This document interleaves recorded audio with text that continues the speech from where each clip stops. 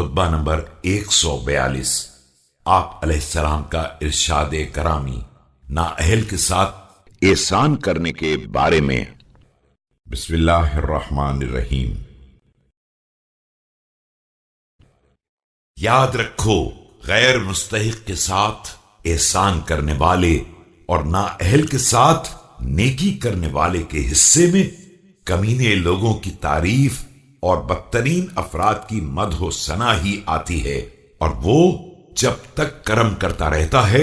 جو حال کہتے رہتے ہیں کہ کس قدر کریم اور سخی ہے یہ شخص، حالانکہ اللہ کے معاملے میں یہی شخص بخیل بھی ہوتا ہے۔ دیکھو، اگر خدا کسی شخص کو مال دے تو اس کا فرض ہے کہ قرابت داروں کا خیال رکھے، مہمانوں کی مہمان نوازی کرے، قیدیوں اور خستہ حالوں کو آزاد کرائے، فقیروں اور قرض داروں کی امداد کرے، اپنے نفس کو حقوق کی ادائیگی اور مصائب پر آمادہ کرے کہ اس میں ثواب کی امید پائی جاتی ہے، اور ان تمام خصلتوں کے حاصل کرنے ہی میں دنیا کی شرافتیں اور کرامتیں ہیں، اور انہی سے